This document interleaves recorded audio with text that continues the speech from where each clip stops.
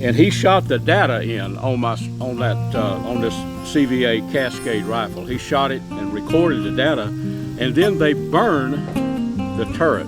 That was a little confusing to me, the term burn the turret. Yeah.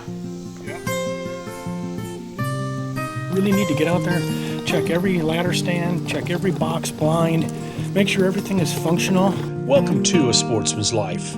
We're so glad you tuned in to join us for another exciting real-world outdoor adventure right here on A Sportsman's Life.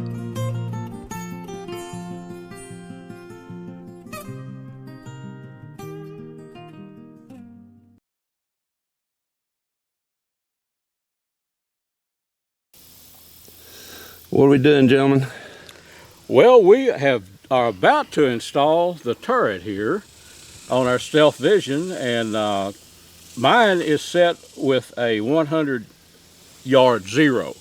So it's, at this stage, it's simple. Just pull the old one straight up, David. Right. And then set the new turret in place at 100. Why are we doing this? Well, that way I can just use this Stealth Vision turret and shoot. If I want to shoot at 600 yards, it's going to be as simple as dialing in a 6 on the turret there. So even for a non-technical person like me, that's going to be pretty easy. So there comes the old one at 0. Yep. Here comes the new one that's burned on these numbers. There's 1 aligned. Yeah, that's with the old 0 there. And then that on top.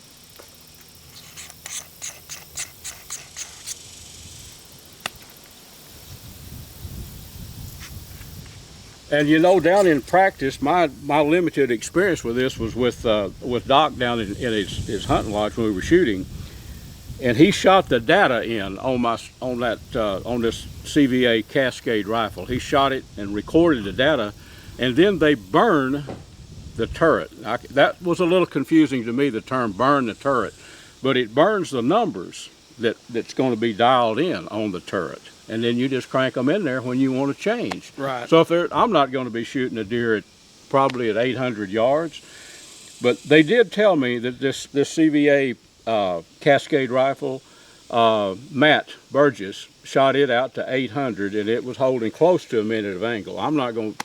So that'd be an 8-inch group at 800 yards. Yes, sir. And then past that, every now and then, he said it's a stock rifle out of the box. So past that, I wouldn't be shooting a deer that far out anyway. But it ought to be ideal for hunting.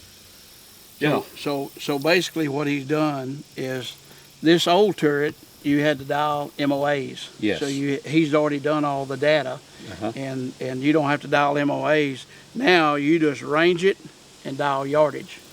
Makes it simple, and you can think about in a crunch time when big old buck comes up out there. Well, the last thing I want was that. You don't have to worry about that, do you, David? No. Well, I'm excited about it. I saw what those scopes do down there when we were shooting them in on all the different rifles, and they have some custom rifles, and we shot that one at 1,200 yards. Right. It's probably quite expensive rifles, but they're custom, and they were holding tight groups out there at 1,200. So yeah, I think we're going to be more than ample for anything that I'd want to do. You will, as long as you use the same ammo, because this turret is designed for that 143 ELDX Hornady Precision Hunter. If you change ammo, then you'd have to re-sight in and do all kinds of other things as well too. I've got 3 boxes of that awesome Hornady now, so I'm good. Another neat thing, Larry, that I like about these stealth scopes is I've got other scopes that have the 0 stop. Yes. But you have to have an Allen wrench to undo the turret. Yep. This one here, it was really smart thinking. You just unscrew this top cap and the turret comes off, and there's no tools that you have to take with you in the field. Pretty intelligent. Yeah, it is. I just noticed something. I see my name on that turret. Look at that. Right. Yeah, okay. Yep. That's kind of customized, And you take this off, you make sure you've got a good grasp on this bottom part, and don't let it turn. Okay, because it's set for 100 yards. Yes. Yeah, yeah.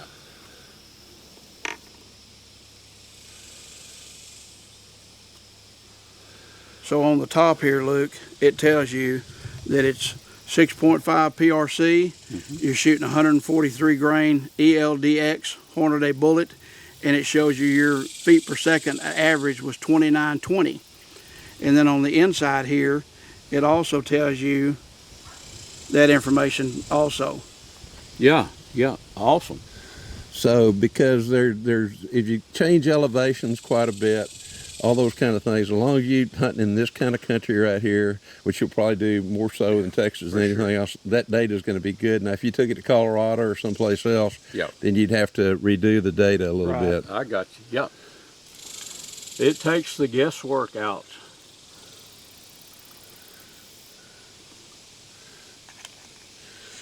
That's cool. Let's put on a set of ears, Yep. protectors, and get some of that Hornady ammo, and let's see if it's still true.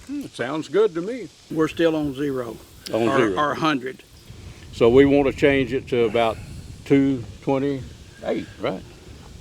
We're gonna dial it. We're gonna dial it to 2.25, Yeah. which would be 225. So you may be just a hair low. Crank it on there, and we'll watch it there. So So there's 2, there's 2. and there's 1/4. Okay, 2.25. Okay. All right. So I turned the scope on, so you yeah. Now okay, and this adjusts the this one right here, the magnification. and that's the reticle there. Yeah. Let's see here. Let's see what we got. Probably want to crank it up all the way, I'd think. It's up to you. Yeah. Oh yeah. Crank it up all the way. And then let me check. This is the crosshair. They're black. They look good right there. Yeah. Oh yeah. And then this over here is gonna be your, set your parallax. Yeah, parallax or focus, So whichever. there's 100. So we're shooting it Let me see what we got there at 100. Where's your mark? Right there. Oh, okay. Okay. Yep. So what I'll do, Luke, is I sit down there and look through it, and when you'll start turning this, dialing it, it should make the picture get clearer. The target should come into focus better. All right, let's drop us one of these Hornady Precision Hunters down in the hatch there. Put it on safe and get all settled in here and see what we got. So this is about a little 228 or something like that yards out there, which is And you're set for 225. and I'm set for 225. If I was shooting a deer, I would consider this a pretty good range. Okay, let's everybody get clear, and I'm gonna see what we got. Ready to go. Send her when you're ready. All right.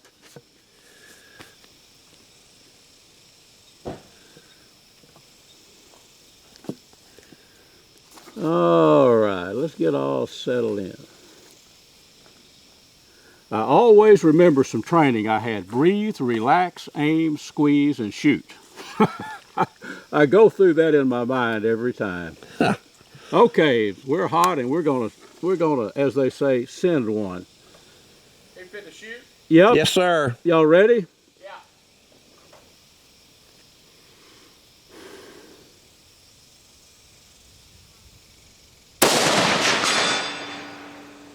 Mm-hmm. Looks like I. Half inch left, maybe 1/4 inch left. Yep, I see that. And that was our first shot with my new setup here.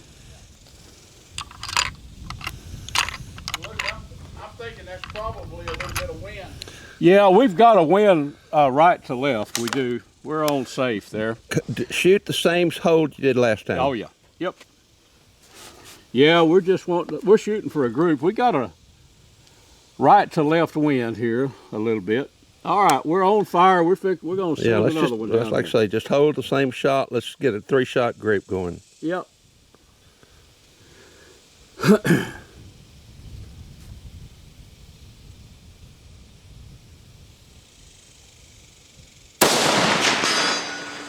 Right above it. All right. Yep. Yep, that was an inch or two away. We're getting a group, is what we're getting. You think we might want to let her? I think you're good with 3 shots before All you right, got it. we're on safe. Okay, we're gonna send one more down there. Let's get all stabilized here. If that were a deer out there at 225 yards, he would be On the ground? on the ground. Let's shoot our third one here, then we'll let her cool. Okay. The wind has died a little bit too. All right, we're about to send one.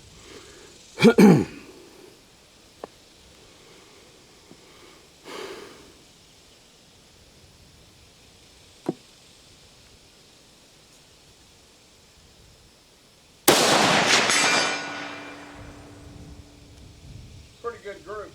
Yeah, it's grouped a little to the, it's a little shooting a little bit low of where my group is, and a little bit to the left. But if it were a deer, it would be a dead deer at 220, 228. There's a pretty good breeze coming. There's a good breeze coming this way right here, so that makes sense. Yeah, that was well, 228 yards. So looking back to where we were back in those trees on that bench, that's a long ways over there. I'm ready to go hunt a deer with this thing, you know, this Stealth Vision. Brought to you by Dallas Safari Club, Conservation, Education, and Hunter Advocacy. Hornaday, accurate, deadly, dependable. Taurus Firearms, maker of the Raging Hunter. Stealth Vision, high-tech, precision-driven equipment tailored for the modern hunter. Got the new turret set on here. It is set for 200 right now. My zero is at 200 yards. So what we're going to do here is it's about 228 based on what David's rangefinder says. So we'll click it up 1, come back a little bit. I always come back, go to 2, go to the next mark, which is 225. So we should be pretty close to 225. We got a little bit of wind coming across from right to left. I'm not going to hold into the wind. The wind's pretty steady, so I'm just kind of see what kind of group we can get at that distance with the wind conditions like they are, and we'll see what happens. We'll do 3 fairly quick shots here.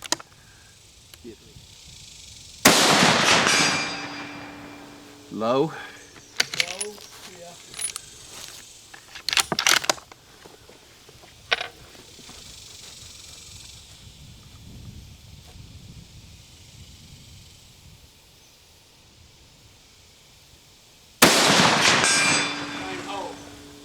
Stacked it up.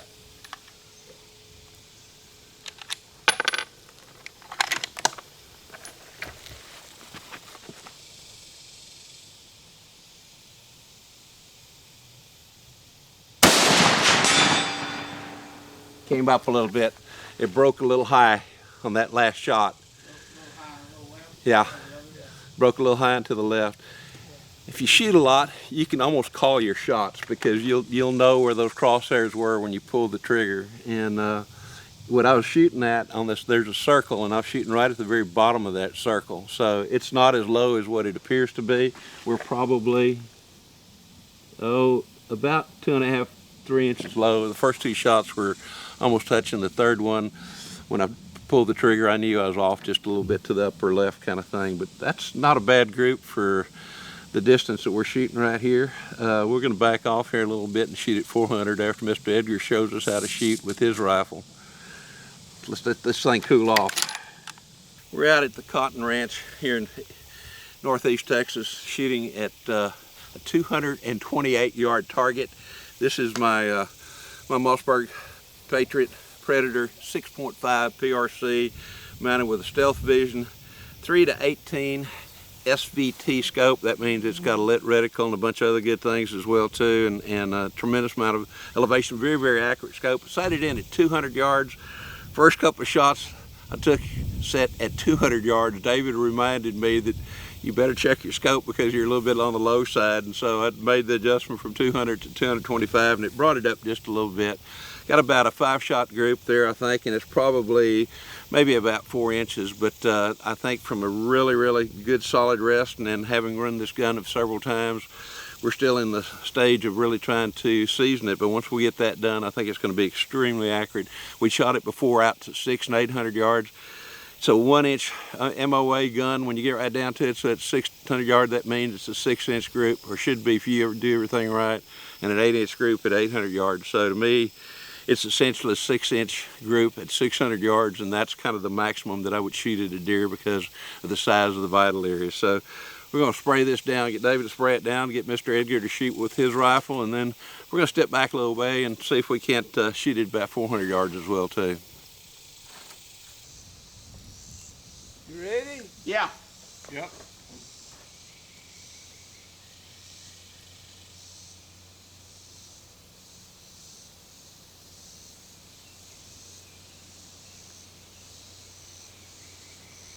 Not on fire. Ah, It's on fire now. okay. Yeah. That was a bullseye.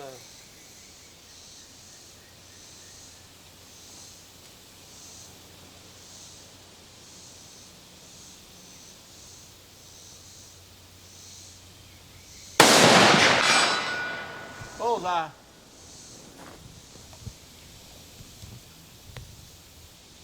Got Mr. Edgar right here with his stealth vision rifle, stealth vision scope, and you look to see where he shot, and if you compared those to where Luke and I shot, this gentleman just outshot the heck out of us. Look at that bullseye, those two right in there. Any deer or elk that this man is after would be in some serious done. problems. Elk and Boy, deer. That's what I. Elk's up next, isn't it? Yeah, that's right. A Sportsman's Life is also brought to you by Mossberg, American built, American strong. The YO Steakhouse, Catch and Release Apparel, AGM Global Vision, your go-to for thermal hunting scopes and spotters. Pyramid Air, your one-stop shop for everything air guns.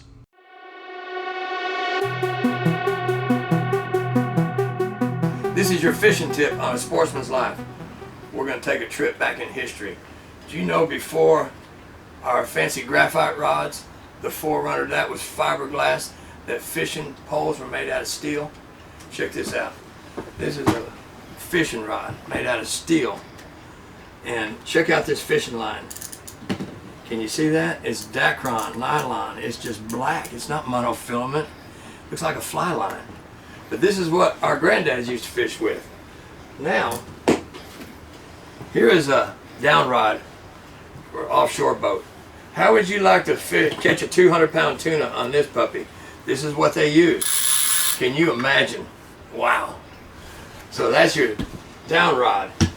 Now, I guess about 70 years ago, fiberglass came out. Here's one of the very first fiberglass rods.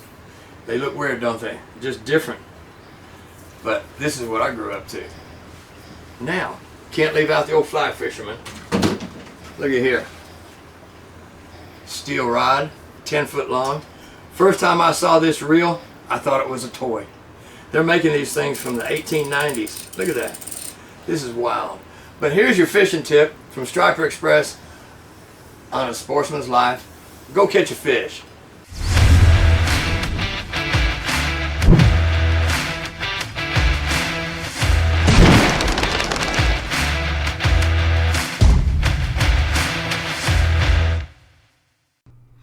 A special thanks to Vineyard Max Deer Products, the Anchor Inn on beautiful Lake Tawakoni, 1 hour east of Dallas.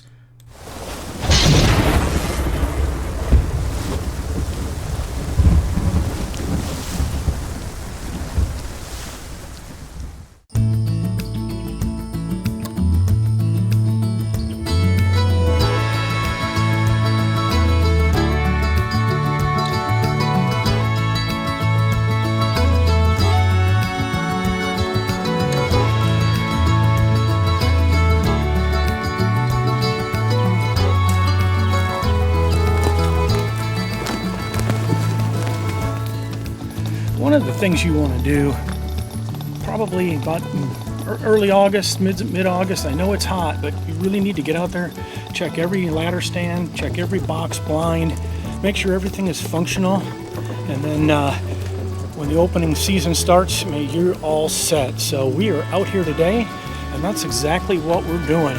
We are cleaning areas out, opening up some shooting lanes in the food plot, and anyway, just doing general checks on all of my blinds to make sure we are set for the upcoming season. All right, I need to drive faster so I can cool off.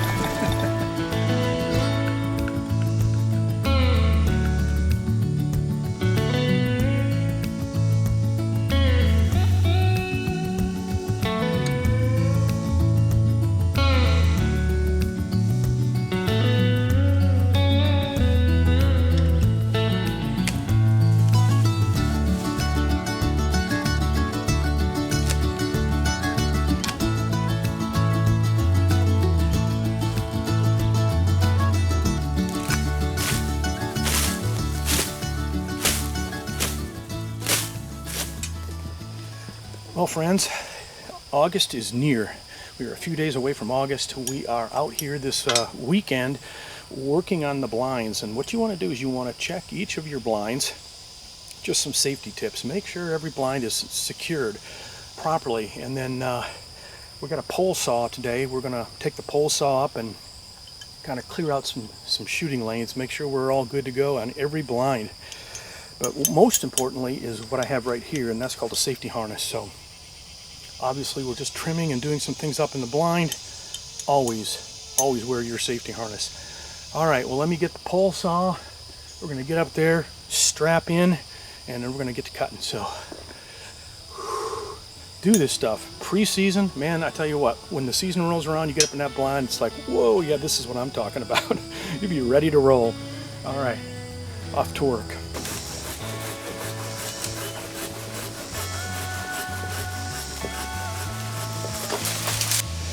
Yep, taking the time to get up the blind like this and clean things up, get things ready. It's looking really good here. A couple more limbs over here I want to try to get. But we're taking our time. It's warm out here, but that cool breeze feels good. All right. If I can tackle about 2 or 3 more here, I think we're going to be good. Well, my handy little saw came in handy. As you can see, we got a nice little view now. We got to pull a few branches down that are kind of laying here, but there's actually a little small tree I'm going to get below and open up straight ahead so you have a shot. But this food plot, those deer come through here. Hogs do. Great place to shoot them. We'll be disking this up before you know it and planting for fall. Well, as you can see from the food plot, we got our blind all kind of cleared out up there. Take a good look. See, it's fairly open up there, but you've got a lot of foliage behind you to kind of cover your movement. So, great little spot. Look forward to getting out here and doing a little archery hunting in the upcoming season. All right, we've got more work ahead of us. Folks, this segment was brought to us by Gearhead Archery, Smoke Intex Electric Smokers, Snaplock Hunting Blinds, YO Ranch Headquarters, Ultramatic Feeders, and Catfish Pro. Tune in next week for some more real-world outdoor adventures right here on A Sportsman's Life.